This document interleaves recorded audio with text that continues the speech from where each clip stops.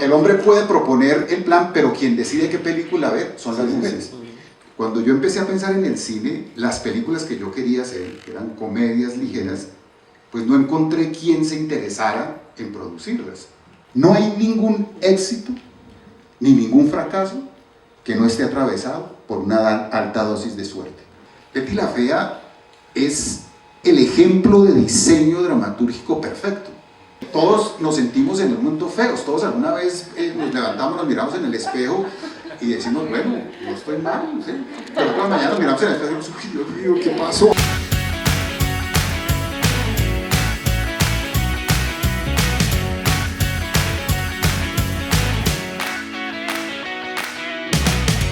Bueno, voy a hacer un retorno al pasado para hablar de cuando estabas en la universidad, haces este contacto con el profesor Jesús Valencia, que te introduce un poco en el mundo audiovisual, cuando comienzas a hacer esa clase de experiencias, cuando creas una empresa, ¿cierto? Que tú mismo defines. Yo tengo aquí la definición que tomé incluso de un artículo muy interesante de Fernando Mota para la revista Momentos, que se llama Dago García, El camino de un triunfador, y dices, fuimos los pioneros en filmar primeras comuniones, bautizos, grados, matrimonios, y nos iba bien. Gracias a esos trabajos que hicimos un poco artesanales, entramos a la televisión. Entonces, bueno, te encuentro en la televisión aquí en 1990, tienes 28 años y haces el dúo con Luis Felipe Salamanca, era como Batman y Robin, ¿cierto? Entonces, como Metero y Felipe, más bien. Más bien, me gusta, la precisión es ante todo importante. Y entonces haces El pasado no perdona y te voy a enseñar a querer, que ahora me entero que en realidad no fue solamente de Meterio y Felipe, sino de Enrique, un amigo común, ¿no? Que es Enrique Peñalosa. Entonces Enrique Peñalosa, que era el dueño de Ponche en ese momento, participó en la construcción de Te voy a enseñar a querer. Hacíamos estos trabajos universitarios con una cámara que había traído un amigo de los Estados Unidos. A principios de los 80s, realmente las cámaras, las videocámaras domésticas no existían. Y las fiestas, los registros que quedaban de las fiestas eran fotografías. Cuando nuestro amigo trae esa cámara, que era una cámara de Betamax, ni siquiera VHS, como que empezamos un negocio de grabación de eventos familiares y nos iba supremamente bien porque era la gran novedad. Entonces nosotros los fines de semana no dábamos abasto, teníamos en la mañana bautismos, al mediodía primeras comuniones, en la tarde grados, en las noches matrimonios, en fin, teníamos una agenda súper ocupada porque éramos la novedad. Y con esa misma cámara hacíamos pequeños trabajos de películas experimentales. Y en alguna ocasión, Julio César Luna, que era en los 80s uno de los directores más importantes de la televisión, estaba buscando una locación para una comedia que estaba haciendo.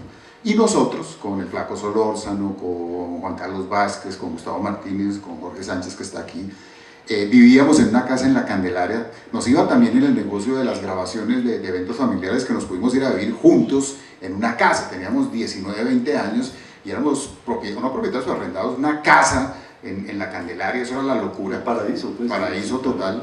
Y Julio César Luna fue a buscar esa locación. No, la casa no le sirvió, pero el Flaco Solórzano, que fue el que estaba y lo recibió, le entregó un cassette con los trabajos que hacíamos. Mire, nosotros hacemos esto por si alguna vez le sirve. El Flaco estaba buscando pero trabajo por si para él. alguna vez se casa o tiene un bautizo. O el Flaco estaba buscando trabajo para él, claro, como actor. Como a los 15 días nos llamó Julio César Luna, dijo, vi los trabajos, me parecen interesantes, tengo una comedia y me voy a quedar sin guionista. El guionista era Carlos José Reyes, de esa comedia, y Carlos José tenía que hacer alguna otra cosa. Nos pidió que hiciéramos una prueba, nos mandó como de qué se trataba la comedia, se llamaba Doble 6. Hicimos la prueba y nos escogieron para escribir esa comedia. Esa comedia en manos de Carlos José iba mal, en la nuestra se enterró. Claro, peor, sí. Pero como que éramos simpáticos y ayudábamos a hacer los discursos del presidente de la compañía en las ocasiones especiales, hacíamos reír a la gente que había por ahí, entonces como que no nos echaban y nos dieron una nueva oportunidad para hacer una segunda comedia que se llamó Si nos dejan. que fue peor que la primera que habíamos hecho. Claro. Y esta gente no sabía qué hacer con nosotros porque nos querían, ya no sabían que éramos como mascotas de la programadora, y dijimos, ¿qué hacemos con estos tipos? Y nos dieron una tercera oportunidad de hacer otra comedia, y esa fue peor que la segunda y peor que la primera. Qué bien. Y un día, Enrique Peñalosa, que era parte de la familia propietaria de la programadora, de Punch, nos llamó a la oficina y nos dijo, mire, he estado pensando una cosa y ustedes son tan malos haciendo comedias que probablemente lo hacen bien haciendo telenovelas. Y vamos a escribir una telenovela, los tres, Enrique y nosotros dos. Porque además, Enrique Peñalosa tenía una teoría en ese momento. Él decía, él se había presentado ya 2 veces a la alcaldía y había perdido. Y él siempre nos decía, mire, yo tengo la preparación para ser un buen alcalde, me falta la popularidad porque no soy popular, y estoy tentado a que ustedes hagan una telenovela, yo la protagonizo y luego me lanzo y seguro que voy a ganar. Entonces dijo, como preparación, hagamos esta telenovela los tres, ¿cierto? Sí. Afortunadamente para la actuación, salió alcalde y no tuvo que protagonizar, porque creo que hubiera sido muy mal actor. Sí. Y hicimos esa telenovela y efectivamente Enrique Peñalosa tenía razón y nos fue mejor con las telenovelas que con las comedias, y ahí empezamos como a tener ya productos que tenían una relevancia, pero sí es correcto que esa primera telenovela la argumentamos con él. Nos fuimos a una casa de campo que él tenía, creo que en Anapoima, y allá entre los tres nos inventamos el argumento y el tipo tenía idea de narrativas. Cuando empezamos a hacer cine, que ya es como una aventura independiente de la televisión, sí tuvimos que enfrentar el tema de cómo vamos a mercadear y hacer que los productos que hacemos tengan algún tipo de trascendencia con el público. Y quizás la lección más importante que tuve en esa época la recibí de un encargado en esa época de exhibición de Cine Colombia, que se llama Carlos Llano. Carlos Llano durante mucho tiempo fue el director de exhibición de Cine Colombia, hoy trabaja en otra casa distribuidora que se llama Diamond, y es una persona que fue muy cercano a mí por otras razones. Yo trabajaba de disc jockey en Quiebracanto, aquí con mi compañero Salsa, y él era cliente de Quiebracanto, y ahí entonces, y teníamos otro amigo común, Miguel Ángel Rojas, que decía, yo los tengo que juntar porque ustedes hacen películas y él distribuye cine. Y esa primera gran experiencia con él y el aprendizaje fue con una película que se llama La Pena Máxima. Porque cuando hicimos La Pena Máxima, hicimos el afiche, los comerciales y el tráiler, nosotros lo concentramos todo en el fútbol, porque pensábamos, a este país le gusta el fútbol, venía una Copa América muy pronto, veníamos del 5-0, ¿cierto?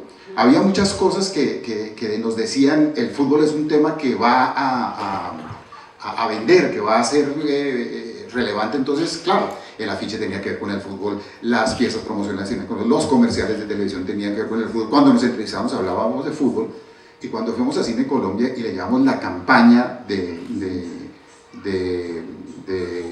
la película, Carlos Llano, que era el encargado, nos dijo, yo veo aquí un problema. ¿Por qué? Porque mire, les voy a dar algunas cifras para explicarles de qué se trata. Dijo, en Colombia y en general en el mundo, el 70% de la gente que va a cine son parejas. El plan de ir a cine forma parte como de la historia del ritual de las parejas. Cuando tú estás en plan de conquista, de los primeros planes que haces, vamos a cine, porque es barato, porque no hay que hablar, porque está oscuro, y está oscuro. Ese es el plan perfecto. Luego el plan porque no hay como besar el cine, el plan de fortalecimiento de la pareja pasa también por el cine, y hasta el final de la pareja pues vamos a cine porque por lo menos van a 2 horas en que no tenemos que hablar, ¿sí? Entonces ya el 70% de la gente que va a cine son parejas. De ese 70%, el 80% de quien decide qué película ver son las mujeres. el hombre puede proponer el plan, pero quien decide qué película ver son las mujeres. Entonces me decía, ustedes van a hacer una película y la van a presentar como una película de fútbol. O sea, estas personas, mujeres que definen que van al cine, van a decir, oiga, este tonto se la pasa 10 horas de su vida al frente de un televisor viendo fútbol, ¿me invita al cine a ver una película de fútbol? No, para la mierda. Sí, okay. Y nos dijo, hay que mirarla y tratar de darle entrada al tema femenino en la película. Cambiamos todo el concepto y tratamos de hacer o de vender una historia de una pareja atravesada por el fútbol. Y ahí entendí, y de ahí en adelante lo he venido aplicando, que definitivamente el entretenimiento es femenino. Okay. El entretenimiento pasa, ¿cierto?, por la toma de decisiones femenina. Tengo otro ejemplo que es a mí me gusta mucho un grupo de heavy metal que se llama Led Zeppelin. Y estos eran unos muchachos de rockeros pesados. De hecho, ellos se supone que, según la historia, inventaron el heavy metal, pero no vendían discos. Entonces contrataron un nuevo manager que se llama Peter Green, que era un ex luchador, y entonces le dijo, bueno, muéstrame su música. Al final le dijo, claro, está chévere la música, pero ¿dónde están las baladas de amor?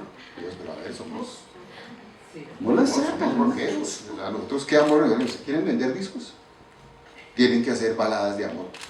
Y usted mira la producción a partir de ahí del Led Zeppelin y tienen en cada disco por lo menos 2 baladas románticas.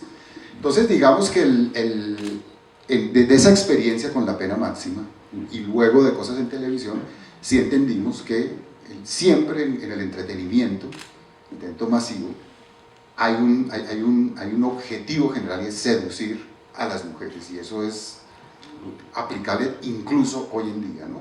Las decisiones de consumo del entretenimiento pasan por el gusto femenino. Hay una cosa muy importante que me parece y que sigue a lo que te he venido preguntando, y es que el 1 de noviembre de 1999, tenías 37 años, creas Producciones Dao García Limitada. ¿Por qué? ¿Por qué te vas por el camino de las producciones? ¿Qué veías que iba a pasar ahí? ¿O era una cuestión de vocación? ¿O ya tenías ese sentido del negocio que también no, yo me convertí en productor de cine por un rechazo que había al tipo de cine que yo quería hacer. Digamos que en Colombia, durante mucho tiempo, incluso en general, el entretenimiento masivo tiene muy mala reputación.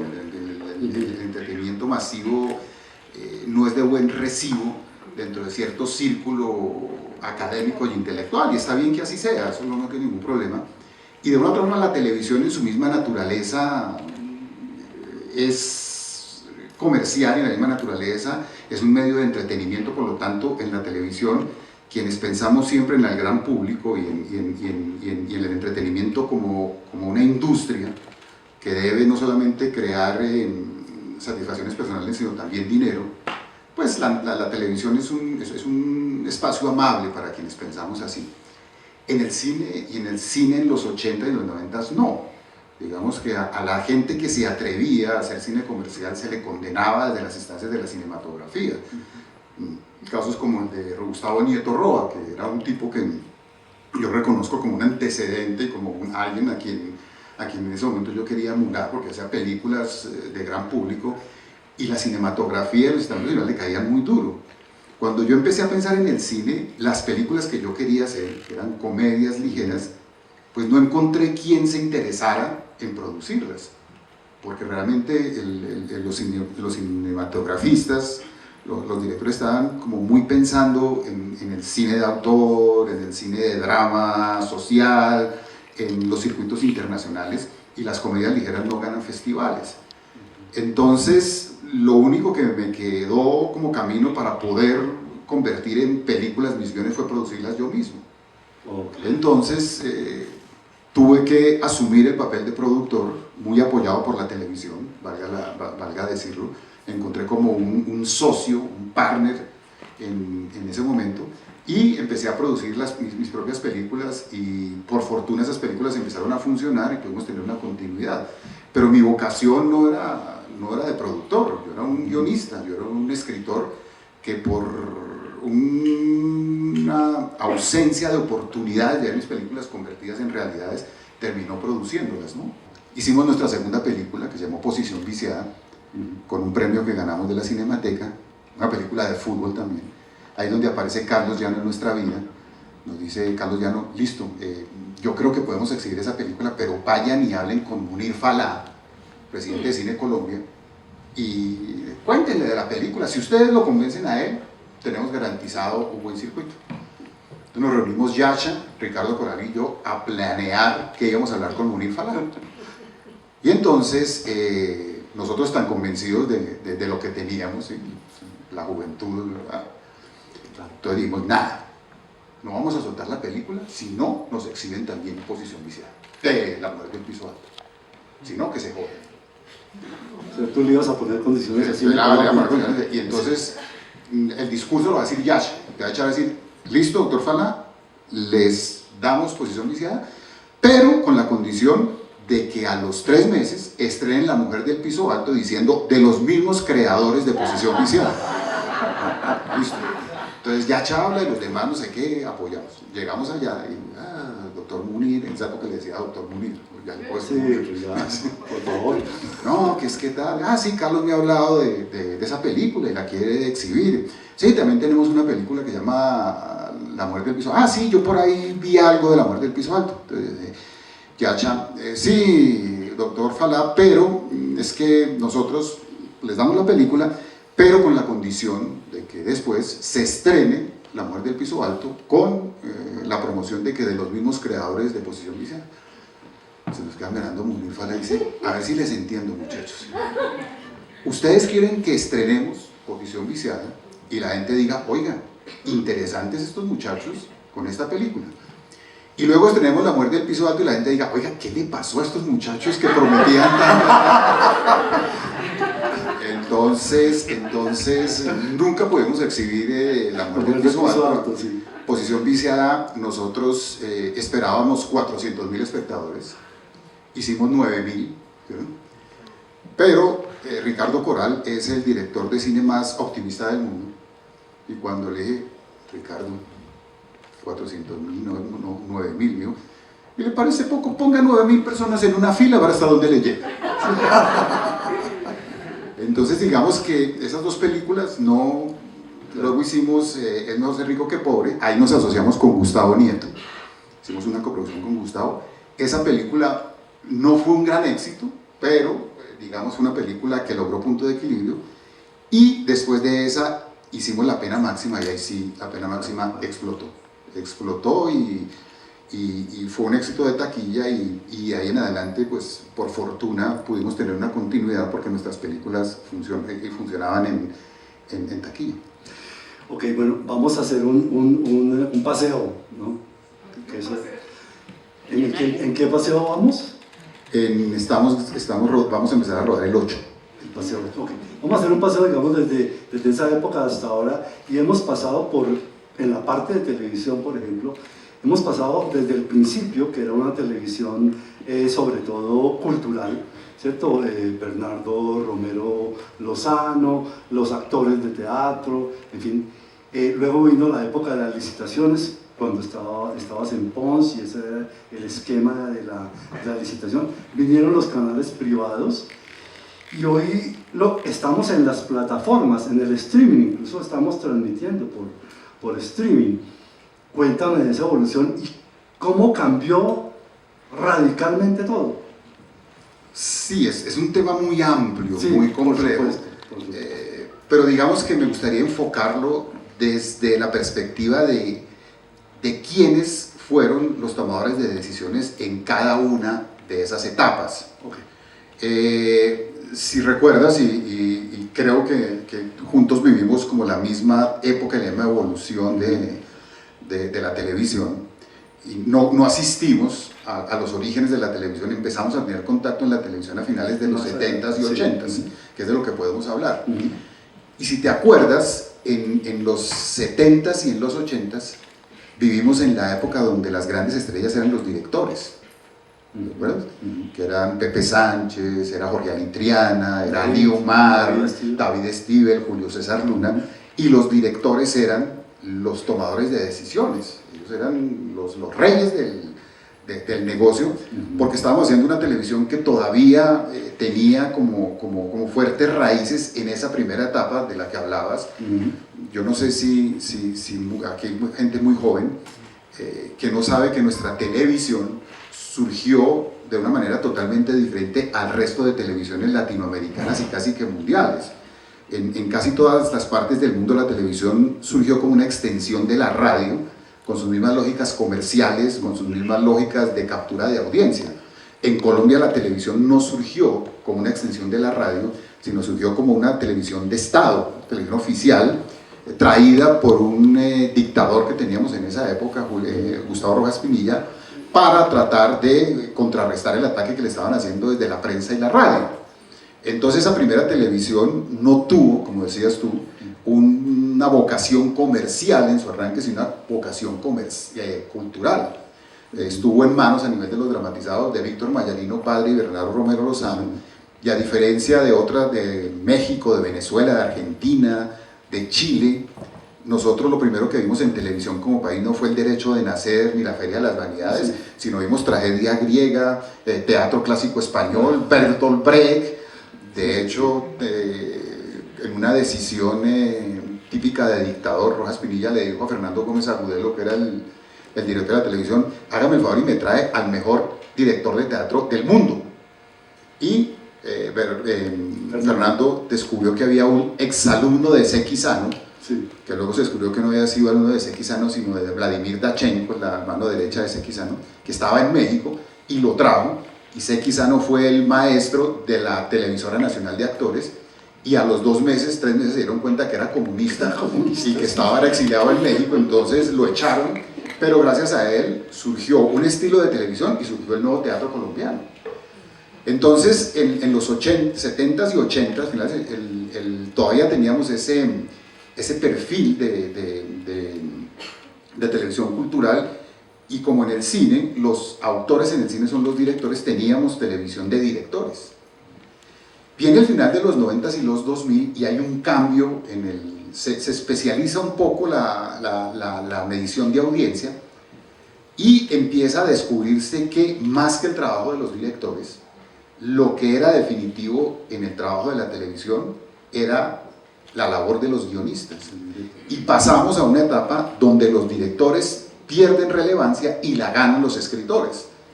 Y entonces es la época de Fernando Gaitán, es la época de Mónica Agudelo, es la época de Marta Bosio, de Julio, es el gran boom, venía de atrás, pero es el gran boom de Julio Jiménez, los Mauricios, Juana Uribe, ahí estuvimos también nosotros, Felipe Salamanca y yo, y fue esa época la época de los escritores. Ahora viene esta nueva etapa, que es la etapa como de la que mencionabas, de la tecnología digital. Pasamos de una sola forma de televisión, que es la televisión abierta, a 5 formas diferentes de televisión: la televisión abierta, la televisión de cable, la televisión de streaming, la televisión de red social, la televisión de demanda. Y aquí la nueva figura que surge como tomador de decisiones ya no son ni los directores ni los escritores, sino los productores. Entonces digamos que la televisión ha ido evolucionando de una televisión de autor, de director, a una televisión de productor, ¿cierto? Y sobre todo una televisión de distribuidor, porque también estamos asistiendo a un cambio de paradigma donde venimos de un momento en que se decía el contenido es el rey, ¿cierto? Y en esa época nosotros los escritores éramos reyes.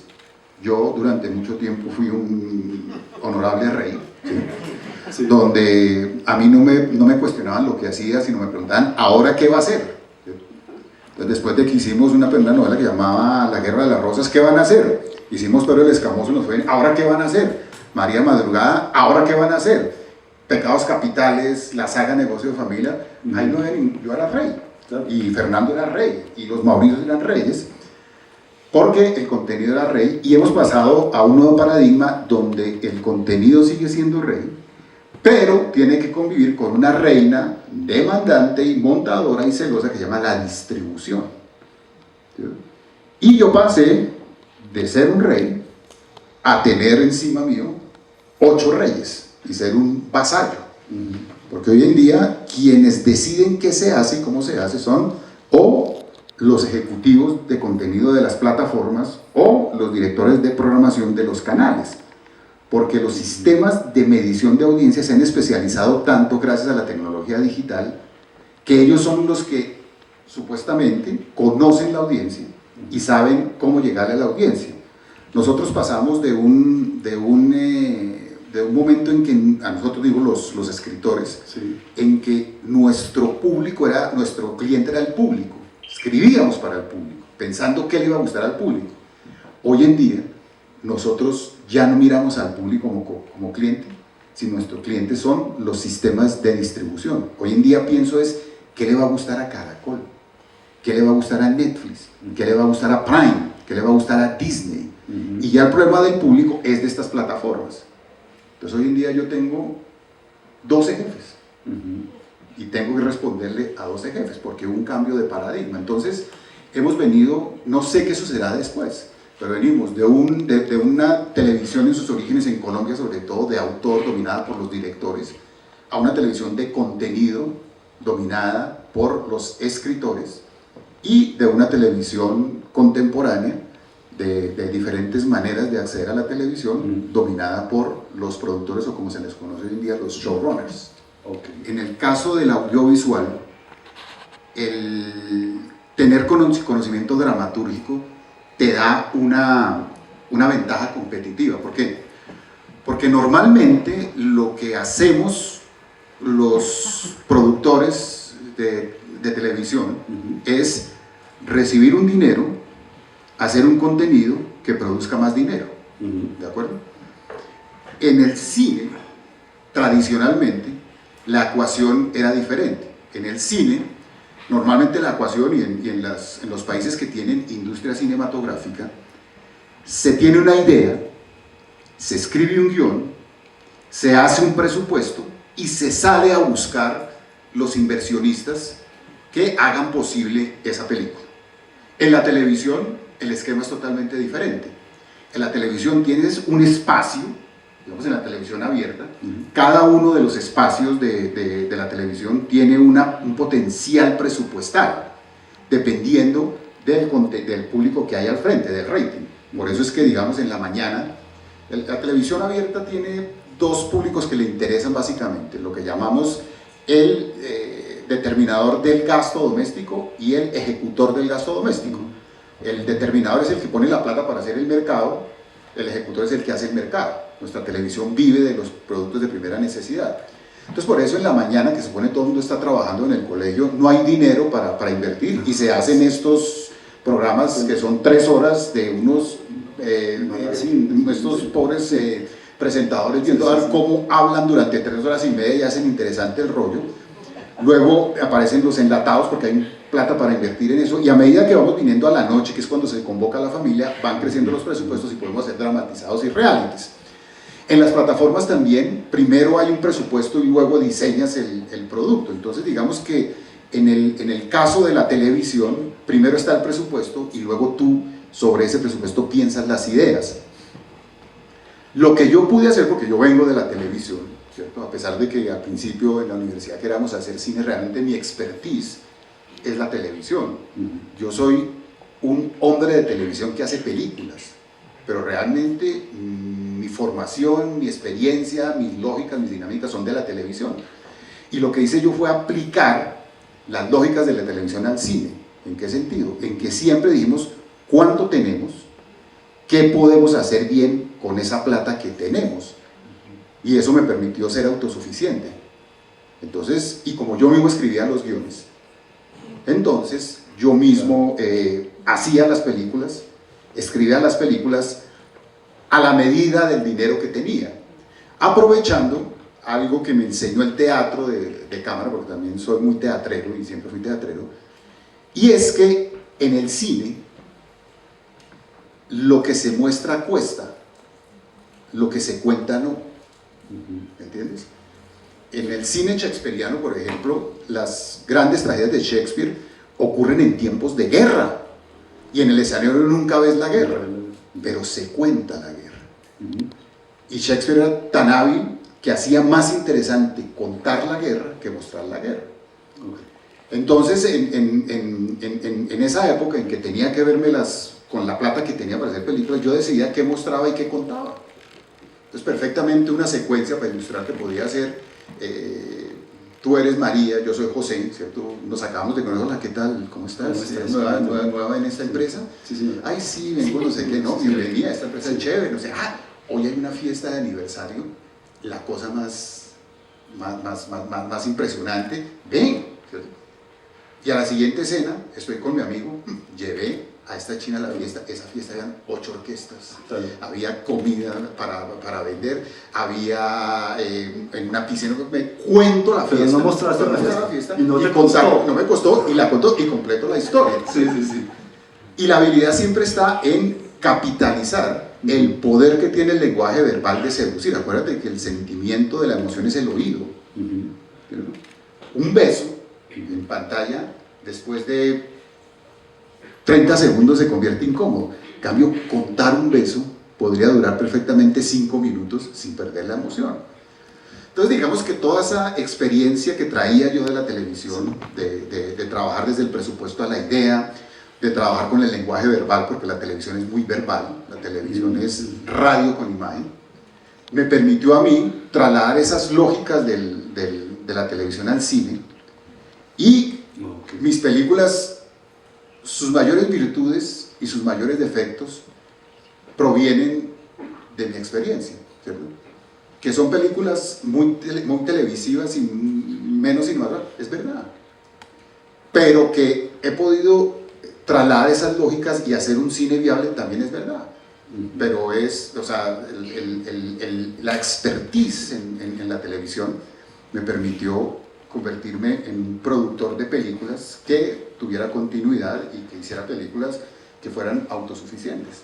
Gracias definitivamente a esa... Y luego casi todos los escritores de televisión de esta época nos convertimos en productores. Que el western es un género de sociedad en formación. En el western la sociedad todavía no se ha formado, por lo tanto la ética es ambigua, la ley no existe, hay poca ley, por eso la gente anda armada, por eso hay que buscar buscadores de recompensas, por eso el sheriff a veces se queda solo. Y Ricardo decía que Colombia era un país en deconstrucción, se estaba derrumbando, y por lo tanto una película de western le vendría bien a Colombia, porque la construcción y la deconstrucción son similares. Pero western llaneros. Entonces empezamos, escribí el guión sobre un cuento de un periodista, José Luis Varela, que llamaba La Captura, y José Luis Varela también escribió el cuento que dio origen a La Pena Máxima. Es un periodista que también es periodista y son literatos también. Y esta película ocurría en Los Llanos, y entonces le dije a Juan Carlos Vázquez, a mi socio y director de fotografía, necesito un pueblo que tenga una sola calle, ¿cierto? La calle de los westerns, sí. Y nos recorrimos Los Llanos y no encontrábamos el pueblo, hasta que Ricardo Vélez, el actor, que es aficionado a los caballos y tiene vínculos, ya le digo, Juan Carlos Vázquez estaba haciendo Nuevo Rico, Nuevo Pobre, la primera versión de la novela. Él tenía un personaje ahí, Juan Carlos era el director. Un día le contó la película, yo le tengo el pueblo, se llama Puerto Guadalupe, en la grandísima puta mierda que era ese pueblo. O sea, se termina Colombia y tienes que andar 10 horas más ya no adentro, zona completamente paramilitar. Sí, claro. ¿Sí? Allá llegamos, ¿cierto?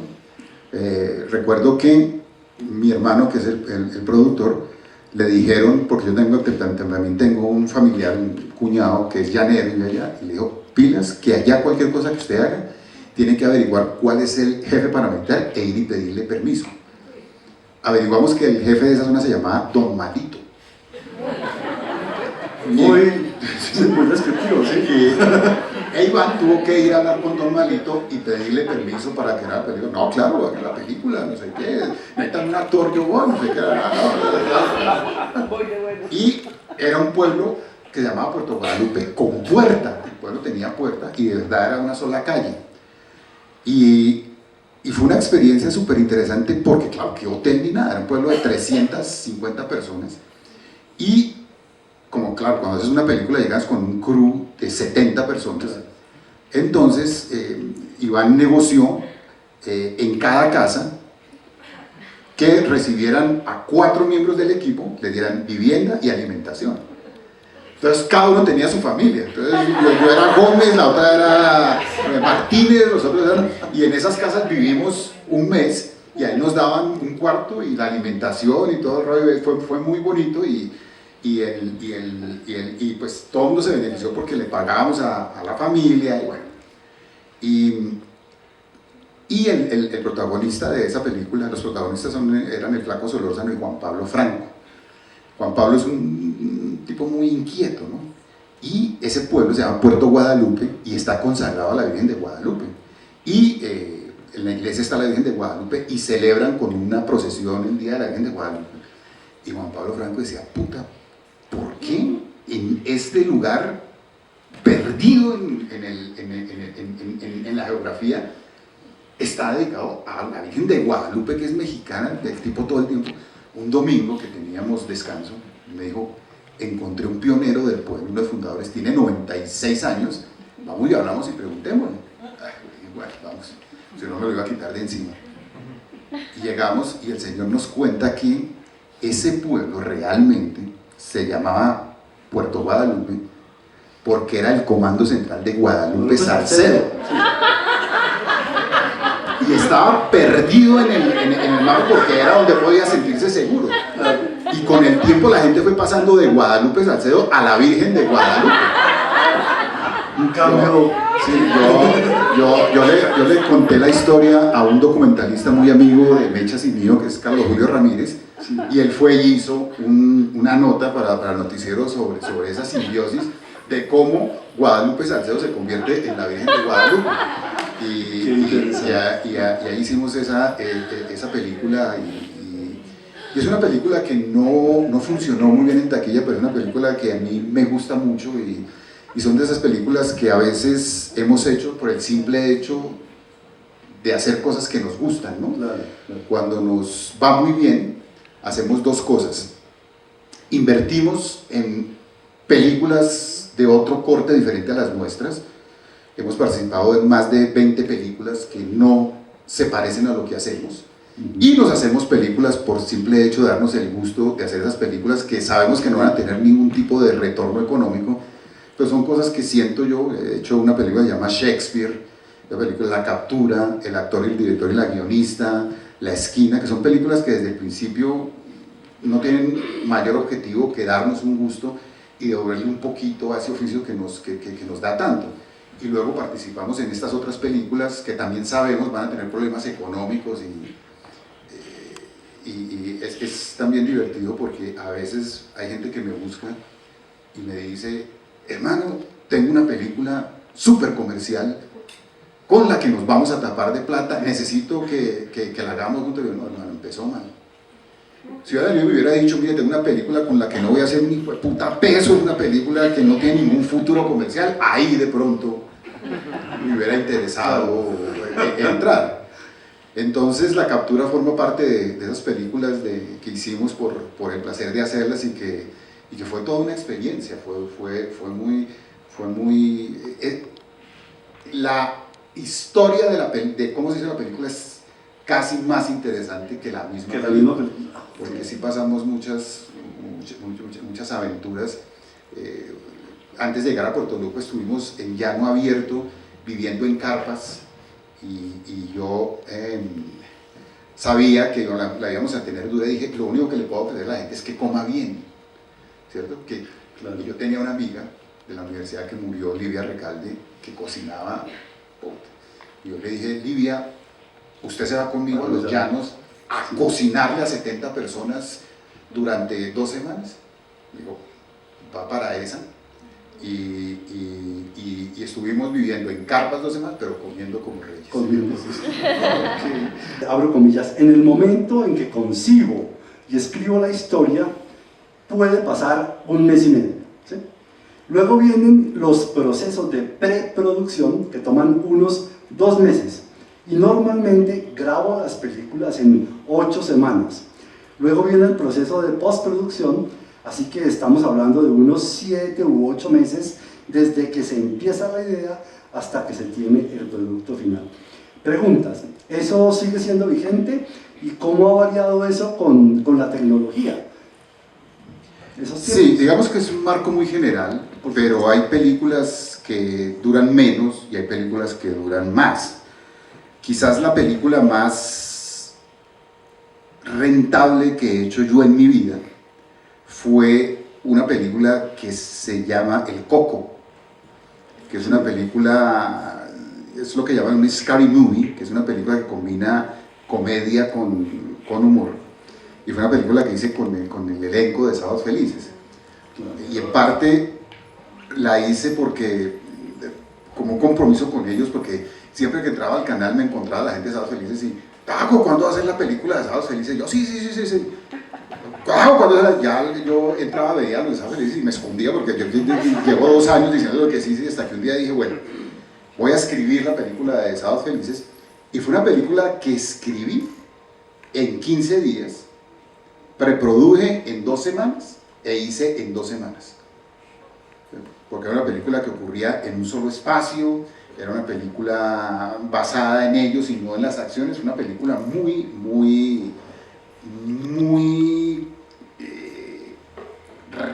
racional, los tiempos fueron mínimos. Pero también en El olvido que seremos, por ejemplo, tuvimos un proceso de 2 años y tuvimos 12 semanas de rodaje. Los paseos se hacen normalmente en 6 semanas. Acabamos de hacer una película de la que no puedo hablar mucho, que es como una película del mismo tono del olvido que seremos. Ahí también nos gastamos 10 semanas. Digamos que depende mucho del carácter de la película que vayas a hacer. El paseo de olla lo hice en 3 semanas, pero normalmente sí es un proceso de, digamos, si tuviéramos que estandarizarlo, de unos 8 o 9 meses en total, desde que hay guiones que se escriben más rápido que otros. La gente que debe haber aquí que escribe sabe que hay ideas que cuesta mucho más convertir en guiones que otras. Hay veces que la cabeza es, como dicen, la loca de la casa. La cabeza es caótica y no funciona de acuerdo a la voluntad de uno, y a veces hay historias que surgen con mucha facilidad, otras que cuestan más trabajo. Ya los tiempos de preproducción sí normalmente son los mismos, unos 2 meses de preproducción, y el postproducción también son muy estándar, ¿no? Un poco lo que varía es el tiempo de proceso de diseño del argumento y del guión y los tiempos de rodaje. Pero sí, bien manejado, puedes hacer una película entre 8 y 10 meses. En el tema del éxito, lo que no podemos olvidar es que hay un altísimo componente de suerte. No hay ningún éxito ni ningún fracaso que no esté atravesado por una alta dosis de suerte. Por eso mismo, quienes tienen éxito en esta industria no se pueden sentir los únicos responsables del éxito. Aquí nadie puede decir me hice solo, o esto es gracias a mí exclusivamente, pero tampoco quien tiene un fracaso se puede sentir absolutamente miserable y responsable del fracaso.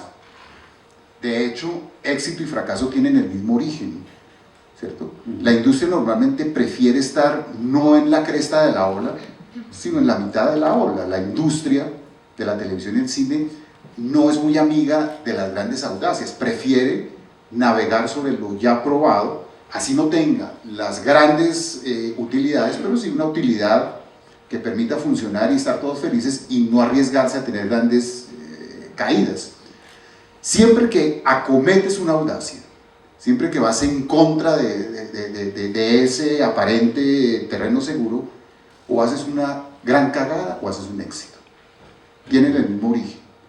Y a veces la diferencia está en elementos que no controlas, que son la suerte, la coyuntura, la competencia, el mood de la gente. Hay una cantidad de elementos que se convocan a la hora de tener un éxito o un fracaso, pero ningún rey Midas. O sea, por fortuna he tenido algunos buenos éxitos y la percepción, claro, yo me encuentro gente que siempre me dice, oiga, pero usted, puta, no le cabe un éxito más, ¿no? Oiga, a usted siempre le va bien. Hoy mismo tuve una llamada con un amigo y le dije, oye, ¿cómo va esto? Yo, uy, pero hermano, ¿de qué se queda si a usted siempre le va bien y no hay tal? Yo creo que no hay nadie, ¿cierto? Por ejemplo, a mi amigo Fernando, todo el mundo lo recuerda por Café, por Betty, por La Plata, pero se olvidan de Carolina Barrante, se olvidan de Guajir, se olvidan de una cantidad de cosas y está bien, o sea, qué bueno. Y así uno podría mencionar a toda la gente de la industria, y no solamente aquí, sino en todas partes, y ese pretendido entertainer que todo lo que toca lo vuelve oro no existe, no es verdad. Yo hago el cine crispeta, ¿sí? Es un cine ligero, ¿cierto? Es un cine que juega con un mecanismo que trato de controlar y que establece una interacción con el público que hace que la experiencia sea placentera. Y es jugar con la sorpresa y el adelantamiento. ¿A qué me refiero? Normalmente trato de, cuando escribo el guión, imaginarme a la gente en el cine, y el cine de entretenimiento permite el comentario. Y si ustedes van a una película de entretenimiento, siempre van a encontrar que en la pareja siempre hay uno que habla, ¿no? Y entonces siempre dice, póngale cuidado, que ahorita va a decir que está embarazada. Y entonces dice, en la película, estoy embarazada. O sea, ¿se lo dije o no se lo dije? Dice, ahora póngale cuidado, que le va a decir que no es de él sino de otro. Y en la película, no es tuyo, de otro. Y eso produce un tipo de placer, de que estoy por encima de los personajes. Pero llega un momento en que lo que tienes que hacer es sorprenderlos y recuperar la atención. Entonces dice, y ahora póngale cuidado, que él dice que no le cree y que se va a ir. Y de pronto el personaje dice, te creo y me voy a quedar contigo. Entonces ahí empiezas como a establecer ese juego con el espectador, porque si haces una película en que todo es predecible, fácilmente caes en el aburrimiento. Pero si haces una película en que todo es sorpresa, caes en una película de arte y ensayo, una película que no permite esa interacción. Entonces, en esas películas siempre trato de estar como interactuando con el espectador entre lo que espera que le cumplan y esas pequeñas sorpresas. Ahora, digamos que si hay una condición que tiene el entretenimiento para lograr capturar el gran público, y son dos. Primero, el tema de la identificación. Sí. La emoción es hija directa de la identificación. O sea, si no reconoces en los personajes algo parecido a ti, no te vas a emocionar. A fuerza de sonar repetitivo, porque creo que de 100 charlas y entrevistas, en 99 he puesto el ejemplo. Algo que ilustra muy bien eso es la Fórmula 1. ¿Sí? ¿Recuerdas que cuando Montoya no estaba en la Fórmula 1, la Fórmula 1 para nosotros era lejana, no sabíamos mucho, no nos interesaba? Por ahí oíamos que había un Schumacher que era el putas porque siempre ganaba. Cuando empieza a correr alguien de apellido Montoya, apellido Montoya, ese apellido no es sino en Colombia, cuando siempre queda de segundo, porque nosotros somos el país del segundo lugar, ¿no? Nosotros celebramos el segundo lugar, nosotros castigamos a quienes ganan, pero si quedamos de segundo en la Copa América, bien. Si quedamos de virreinas, Bien. Tenemos el segundo himno más lindo del mundo, bien. Somos el segundo país más feliz del mundo, bien. Somos un país que saca el carro de bomberos cuando quedamos de segundos, ¿sí? Y Montoya siempre quedaba de segundo. Entonces, Montoya, segundo. Tercero, Montoya nunca tenía la culpa de nada. Y este es el país más inocente del mundo. Aquí nadie tiene la culpa de nada. Aquí nadie tiene la culpa de nada. No, es el país más inocente del mundo. Entonces Montoya tampoco nunca tenía la culpa de nada. Sí. Y cuarto, hay que ser sinceros, Montoya manejaba como colombiano, o sea, atravesaba, ¿sí? Entonces cuando aparece Montoya en la Fórmula 1, ¿qué pasa? Hay identificación y por lo tanto nos emocionamos. O sea, este país de borrachos empieza a levantarse sábados y domingos a las 7 de la mañana a ver las carreras de Montoya y aparece la dramaturgia y entonces ya Schumacher no es el puta sino el enemigo, ¿sí? Y nos inventamos que a Montoya le dañan el carro. Imagínense lo que llegamos, es que como el hermano está le dañan el carro y Barrichello es chévere y es el amigo. Entonces la identificación, otro ejemplo maravilloso de identificación es Betty la Fea, ¿cierto? Betty la Fea es el ejemplo de diseño dramatúrgico perfecto. ¿Quién no se va a identificar con el drama de alguien feo? ¿Cierto? Sí, todos nos sentimos en un mundo feos, todos alguna vez nos levantamos, nos miramos en el espejo y decimos, bueno, no estoy mal, ¿sí? Pero otra mañana nos miramos en el espejo y decimos, uy, Dios mío, ¿qué pasó? ¿Sí? Entonces, y por eso la industria de la cosmetología, ¿sí?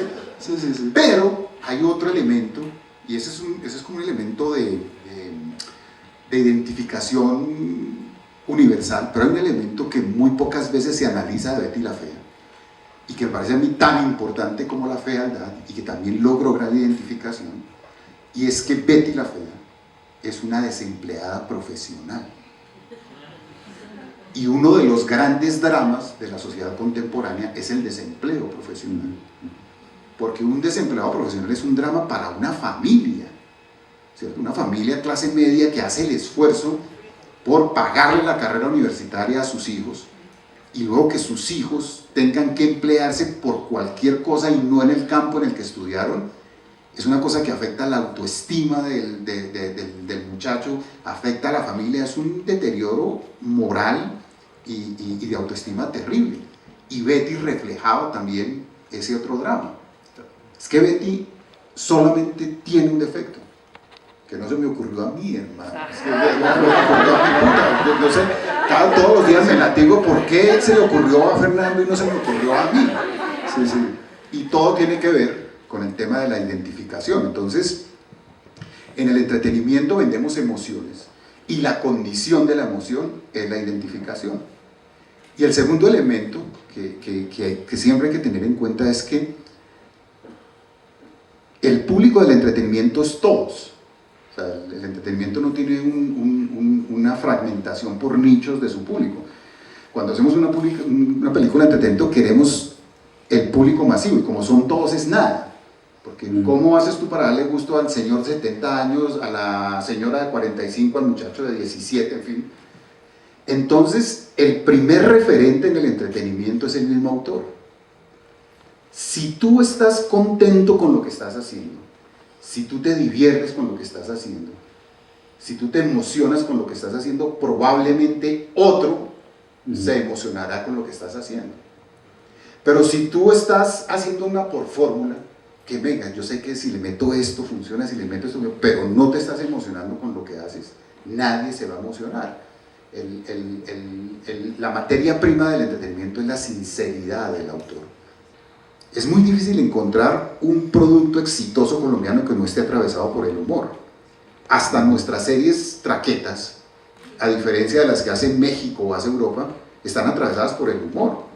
El Cabo, en fin, yo me acuerdo cuando hicimos Escobar el patrón del mal, que una de las cosas que nos propusimos con Juan Uribe era, vamos a evitar que Escobar sea chistoso y que Escobar genere algún tipo de simpatía. Y vamos a hacer crecer a Cano, a Galán, a todo el rollo, ¿sí? Y entonces dijimos, bueno, entonces Escobar tiene una libretica y eso es una señal de que ahora la gente se cagaba de la risa cuando Escobar sacaba la libretica, la gente se divertía con Escobar. Entonces, siempre nosotros nos dábamos cuenta en los trabajos de Bernardo, de Marta, de Julio, que los personajes secundarios se robaban el show. En Gallito Ramírez, el Fercho Durango se robaba el show. En el Esqueleto se lo ganaba en esto. En Quieta Margarita, Víctor Mayarino. Y lo que hicimos nosotros fue elevar lo que llamábamos en esa época el alivio cómico, porque decíamos, hacemos un melodrama y siempre hay que tener un personaje que sea el alivio cómico. Elevamos el alivio cómico a la categoría de protagonista del melodrama.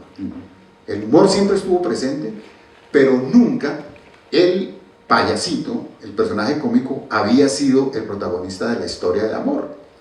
Y creamos un mix, que era una telenovela cómica, donde la pareja estaba conformada por un personaje típico de telenovela en tono naturalista y un personaje en tono farsesco. Don Armando es un típico galán de telenovela en tono naturalista y Betty es un payaso. La doctora Paula es un personaje, ¿no es qué? Y Pedro es una caricatura. En Vecinos, Oscar es una caricatura, el personaje de Flora está en ese tono. En Los Reyes, Geraldine Civic hace una ejecutiva y Reyes.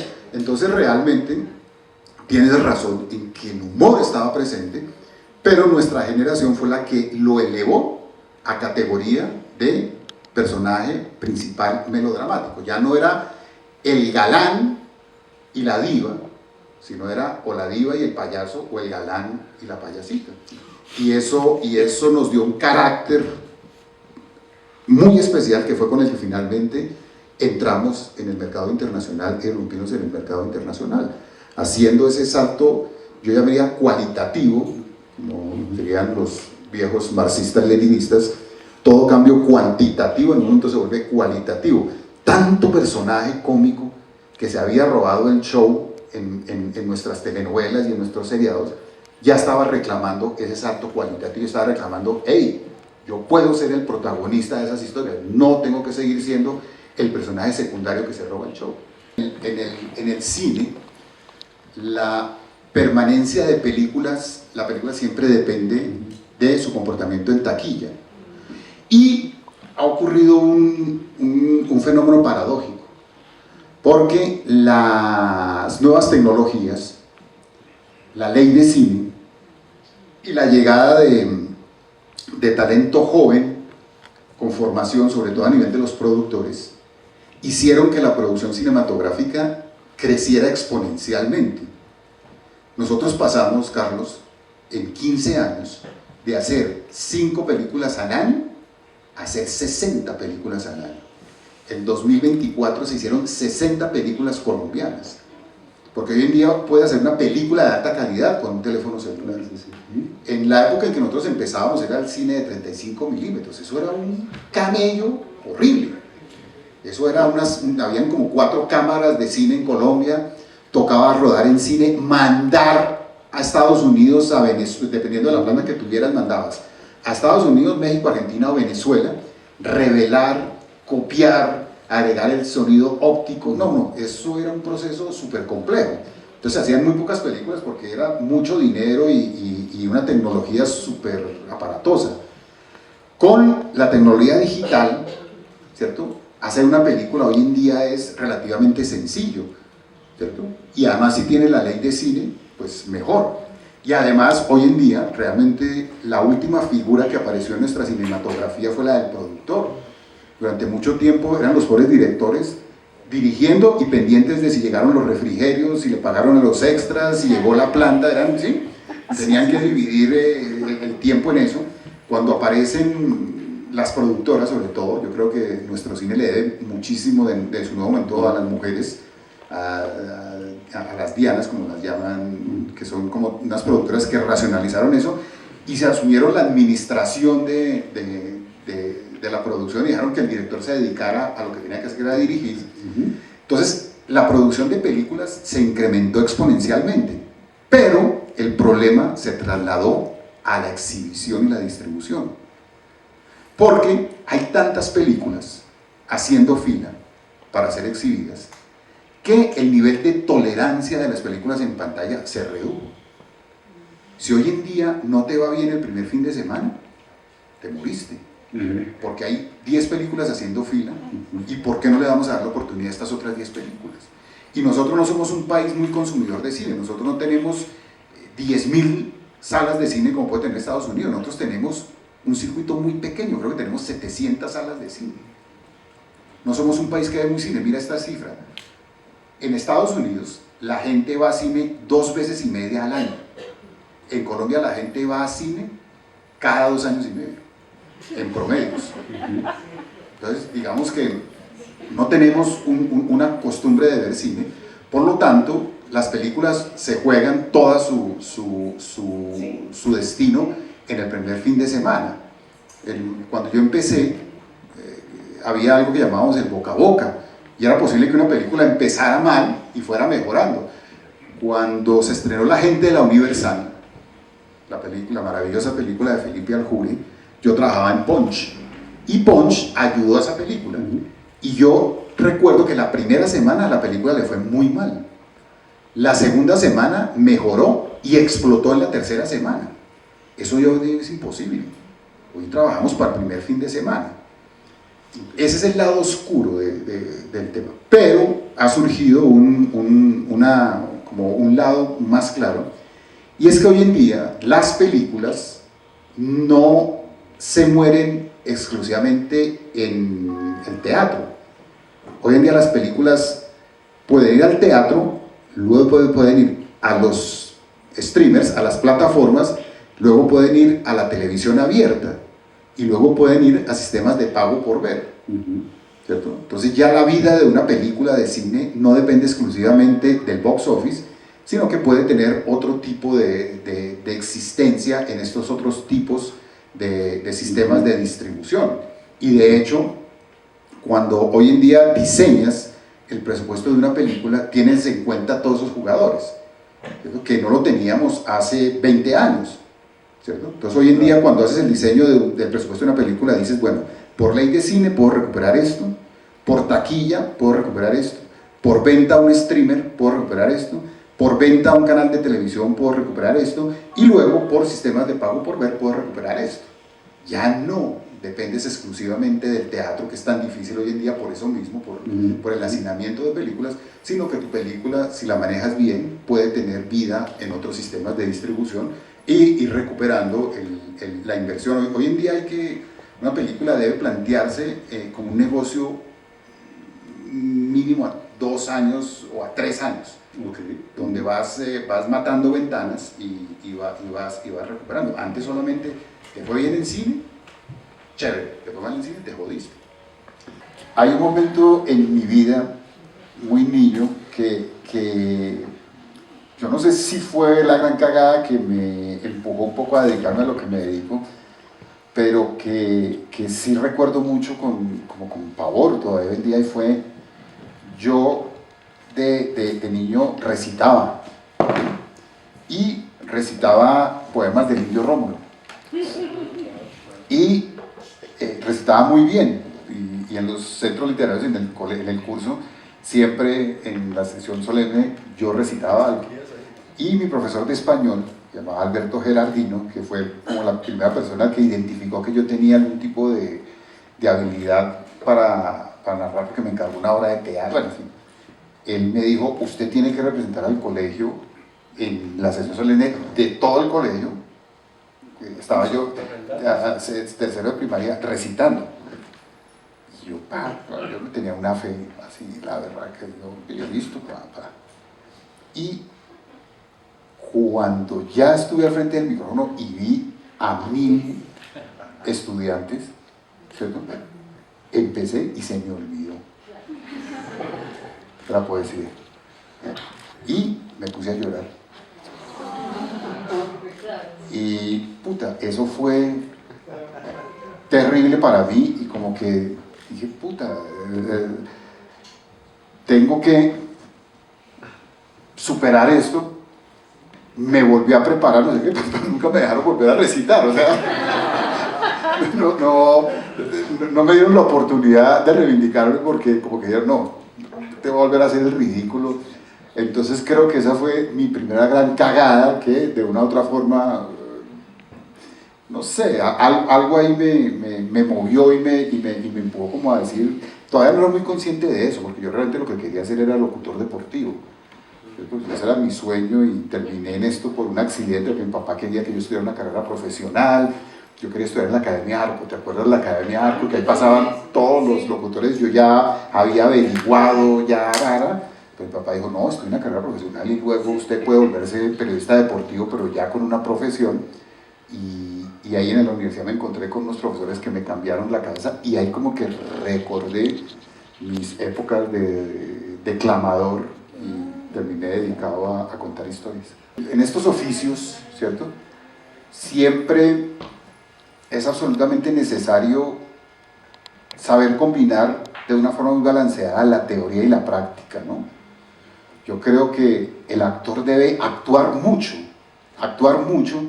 y debe también reflexionar mucho sobre su forma de actuar o sobre su profesión, porque el actor que actúa mucho pero no estudia, probablemente poco va a evolucionar en su oficio, y el actor que estudia mucho y actúa poco, tampoco va a adquirir las herramientas necesarias para hacer de su profesión algo que evolucione y que crezca.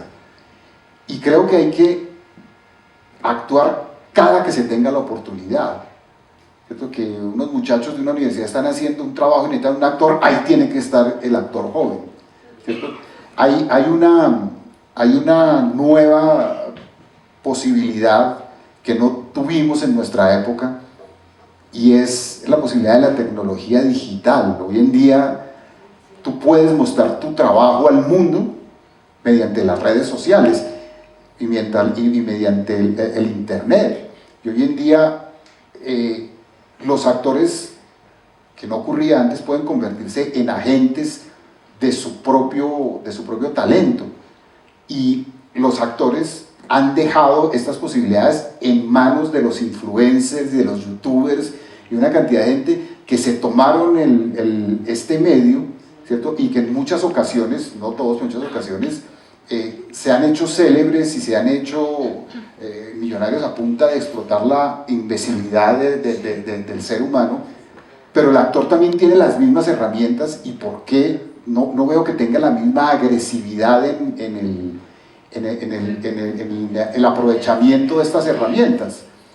Entonces creo que hay que capitalizar las nuevas tecnologías para tratar de volverse agentes de su propio talento y no convertirse en profesionales que están esperando que los llamen a trabajar. En algún momento los llamarán a trabajar, pero mientras tanto hay que, ¿cierto?, buscar la manera de explotar nuestro propio trabajo. Quizás de las experiencias más placenteras que he tenido yo en los últimos años la tuve durante la pandemia, porque hice teatro digital, ¿cierto? Hice unas temporadas de obras hechas exclusivamente por Zoom. Fueron unas reposiciones de obras que había hecho ya. Hice una con Marcela Carvajal que se llamaba Bonita pero complicada, y descubrimos la maravilla de la herramienta digital, el computador, y era una obra que hacíamos desde su casa, ¿cierto? Era una secretaria y el computador era por Zoom, era el medio por el que se expresaba, y en los ensayos empezamos a descubrir que era la única oportunidad donde el actor podía manejar la herramienta de imagen. Entonces Marcela cogía el computador y lo subía, y cuando queríamos crear un trabajo lo bajaba así, hacía un zoom, se salía, en fin, y eso fue maravilloso. Y tuvimos experiencias de funciones donde teníamos 1000 links comprados, y abríamos al final el Zoom para que Marcela, luego hicimos una con el Flaco Solórzano y Marcela hablaran con el público, y había gente que se comunicaba de Usiacurí, no sé qué, y nos decía, estoy tan feliz porque yo nunca había ido a teatro. ¿Sí? Y estaba en su casa y nunca había teatro. Entonces, yo creo que el actor de hoy en día, ¿cierto?, debe estar en un permanente proceso de formación, actuando y reflexionando sobre los actos de actuar, pero también debe prepararse para convertirse en agente de su propio talento y no estar constreñidos como los actores de hace 20 años a que lo llaman o no lo llaman, o si no hay un productor, un narrador que lo llamen, murió la profesión. No, hay que en este nuevo contexto económico hay que convertirse en agentes de su propio talento, y tienen un talento y tienen algo que la gente ama a los actores y ama las representaciones. Entonces creo que, a diferencia de los actores de hace 20 años, hay una oportunidad que hay que aprovechar y hay que tratar de volverse, bueno, repito, reducto de la gente de su propio talento. El gran problema de la inteligencia artificial es que puede reproducir absolutamente todas las, o lo va a hacer, todas las habilidades del ser humano, pero la inteligencia artificial no tiene conciencia y no tiene ética. Porque la inteligencia artificial es una máquina, y la ética y la conciencia son condiciones humanas que no dependen de un tipo de habilidad cognitiva. Entonces sí es un debate que estamos dando, y hasta dónde permitimos que la inteligencia artificial invada el quehacer de nuestro trabajo, y es un debate que damos a diario. Entonces digamos que en ciertas cosas, por ejemplo, como en esta experiencia de combinar una animación hecha con inteligencia artificial con unos parámetros específicos, pero donde la creatividad inicial ha sido producto de un escritor y de unos actores, hasta ahí yo creo que hasta el momento hemos llegado. Okay. ¿Y lo de los retos que tienes ahorita? Sí, yo no sé, digamos que hoy en día creo que todos, no solamente yo, no solamente la industria, es cómo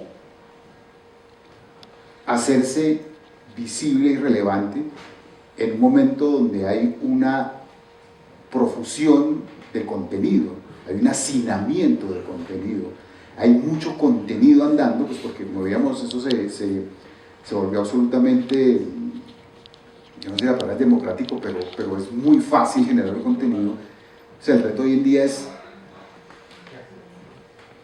cómo hacerse visible, pero luego cómo hacer que esa visibilidad se convierta en voluntad para consumir tu contenido. Por ejemplo, en el cine, hasta hace unos años, que la gente supiera que había una película era suficiente para que la gente fuera al cine.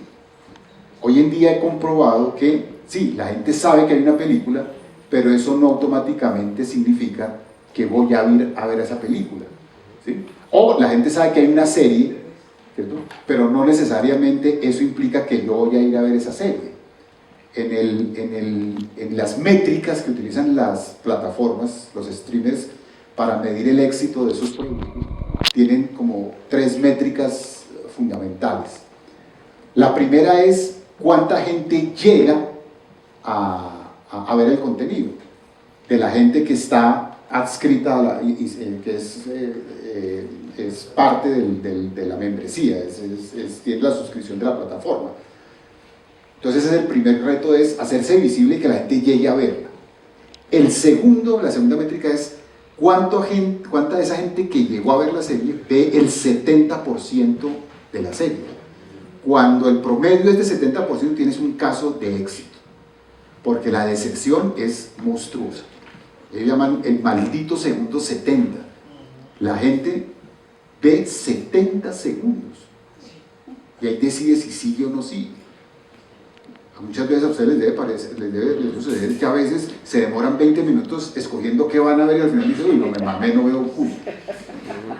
Entonces, visibilidad, invitación a ver lo que es diferente, retención del espectador. Y la tercera métrica es cuánta gente nueva llega gracias al contenido. Entonces digamos que los grandes retos para todos hoy en día es hacerse visible, que esa visibilidad se convierta en voluntad de consumo y que ese consumo logre retener al espectador. Y probablemente se necesitan 3 estrategias diferentes en cada uno de esos momentos.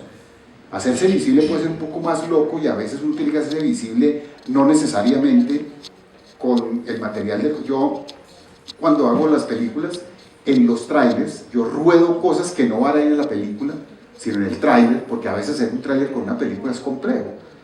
A veces el humor depende del contexto, depende de muchas cosas, y de pronto no puedes hacer puede que la película sea divertida, pero el tráiler puede que no tenga los elementos para hacerla divertida, porque para que sea divertida tienes que haber visto todo. Entonces yo ruedo cosas divertidas que probablemente no van en la película. Eso me permite ese elemento de visibilidad.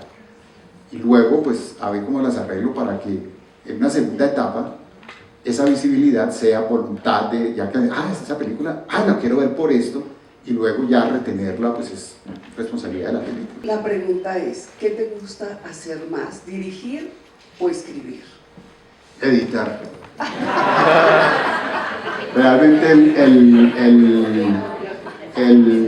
la etapa del trabajo en las películas que más disfruto es la edición, porque finalmente la edición es escritura, es reescribir sobre lo que ya se ha escrito, ¿cierto? Yo soy un tipo ansioso, entonces por ejemplo sufro mucho el set. Yo he dirigido algunas películas y sufro de la ansiedad y hago sufrir al equipo porque, digamos, los fotógrafos que se demoran 2 horas y le digo, ¡ay, Dios mío! En cambio, en la edición tengo el control absoluto y es la editora y yo, nadie más entra en la sala de edición, y en la sala de edición terminas haciendo el producto que va a ver el público. Es lo que ve el público es lo que sale de la sala de edición. Entonces yo sí tengo una debilidad especial por el proceso de edición, ¿no?